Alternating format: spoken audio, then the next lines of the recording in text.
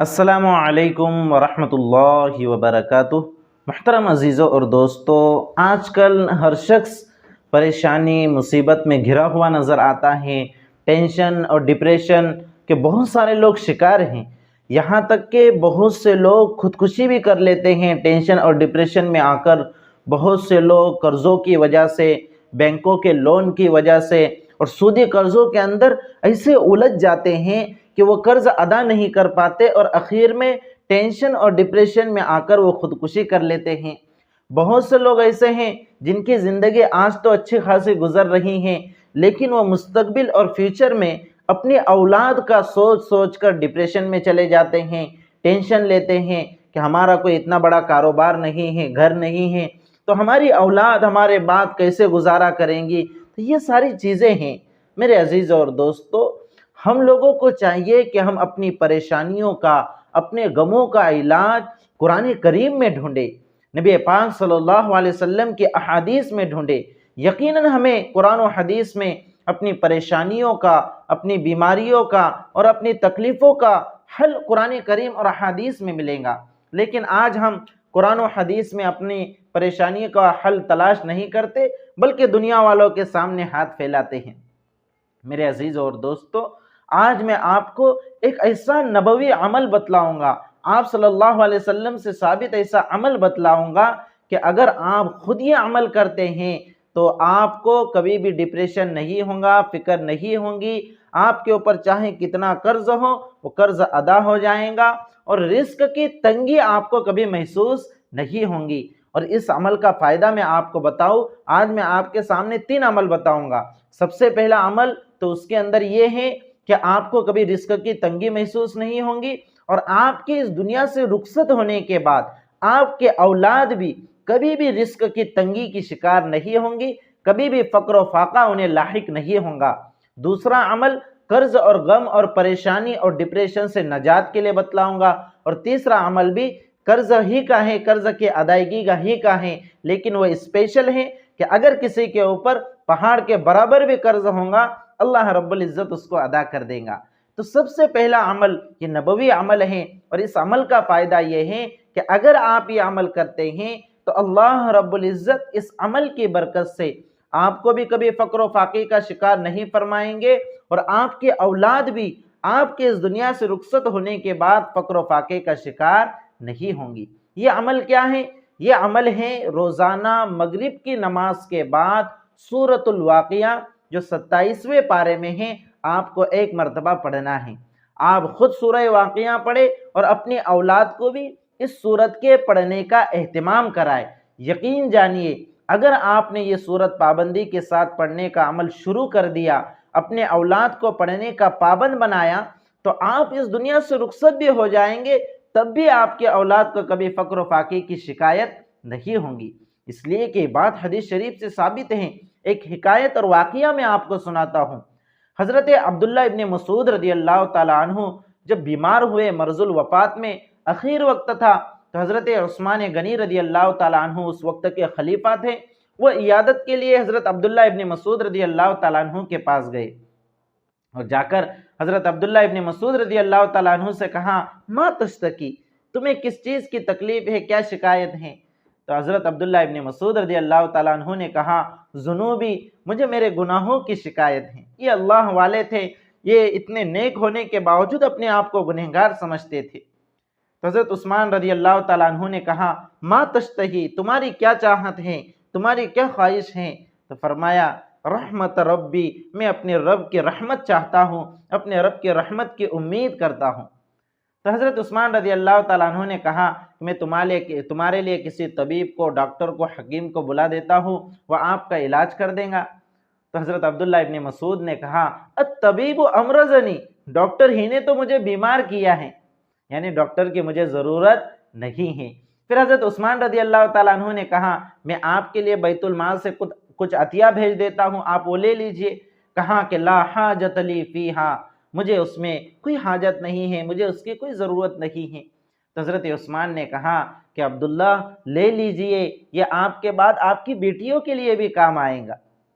تو حضرت عبداللہ ابن مسعود رضی اللہ تعالیٰ عنہ نے کہا کہ عثمان، تمہیں یہ خوف ہے، یہ ڈر ہے کہ میری بیٹیاں فقر و فاقے کی شکایت ہو جائیں گی، لیکن مجھے یہ ڈر اس لیے نہیں ہے کہ میں نے اپنے بیٹیوں کو یہ تاکید کر رکھی ہیں کہ وہ روزانہ سورۃ الواقعہ پڑھا کرے، اور اس لیے کہ میں نے نبی کریم صلی اللہ علیہ وسلم کو یہ کہتے ہوئے سنا ہے، من قرأ سورۃ الواقعہ کل لیلۃ لم تصبہ فاقۃ ابدا، کہ جو شخص بھی ہر رات سورہ واقعہ کو پڑھنے کا اہتمام کرے گا، اسے کبھی بھی فقر اور فاقہ اور بھوک کی شکایت لاگو نہیں ہوں گی۔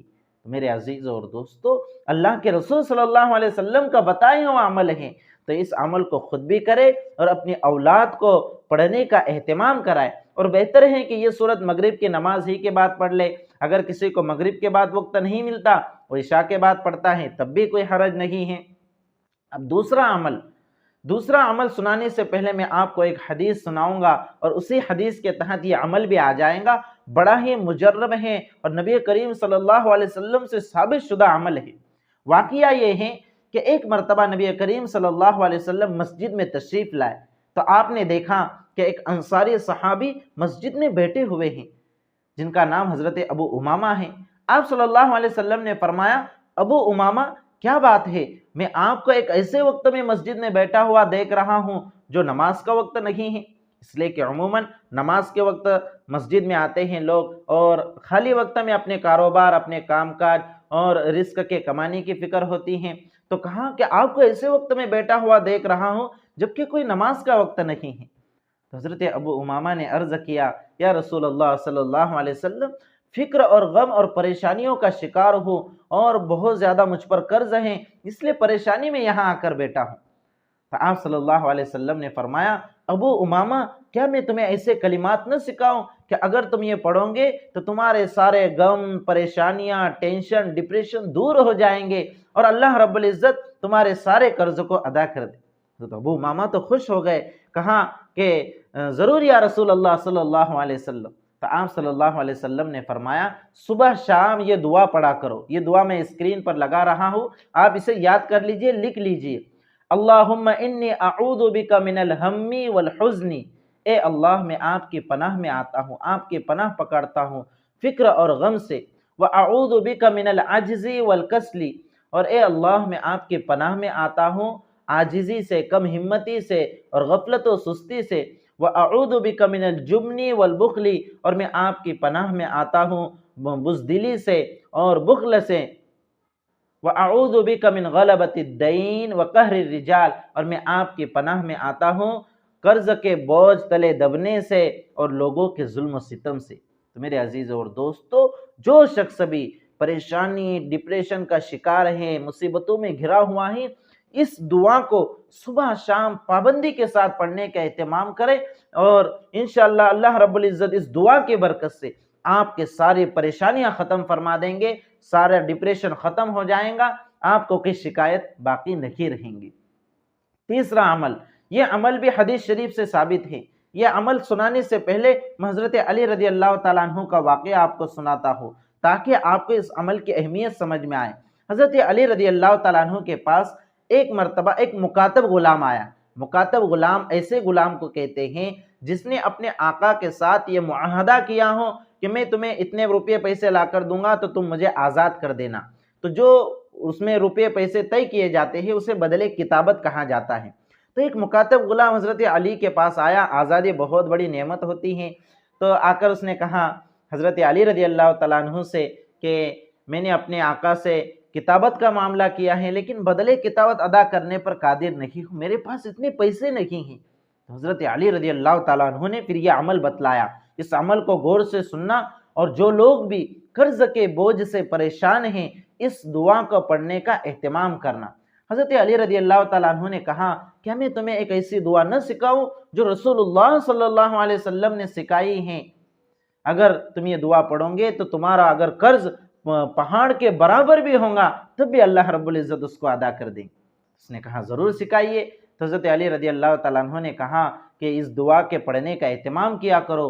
اللہم اکفنی بحلالک عن حرامک، اے اللہ اپنی حلال کردہ چیزوں کو میرے لیے کافی فرمائیے حرام کے مقابلے میں۔ وَأَغْنِنِي بِفَضْلِكَ عَمَّنْ سِوَاكَ، اور تیرے ماں سوا سے مجھے بے نیاز کر دیجئے، تیرے ماں سوا کا مجھے محتاج نہ بنائیے۔ یہ دعا بھی میں اسکرین شاٹ پر لگا رہا ہوں، آپ اس کو بھی یاد کر لیجئے اور ان دعاؤں کے پڑھنے کا اہتمام کریں۔ میرے عزیز اور دوستو، یہ قرآنی نبوی علاج ہے، ہم بجائے اس کے عاملوں کے چکر میں پڑھنے کے یہ علاج، یہ دعائیں کریں، انشاءاللہ قرض کا بوجھ بھی ادا ہو جائیں گا، قرض کا بوجھ بھی اتر جائیں گا، رزق کی تنگی بھی دور ہو جائیں گی، فقر و فاقے کا شکار بھی نہیں ہوں گے، اولاد کے فیوچر اور مستقبل کی بھی فکر ختم ہو جائیں گی، ڈپریشن بھی ختم ہو جائیں گا اور آپ سکون و اطمینان کی زندگی گزار سکوں گے۔ میرے عزیز اور دوستو، اگر آپ کو یہ عمل پسند آئے تو ثواب جاریہ کی نیت سے، صدقہ جاریہ کی نیت سے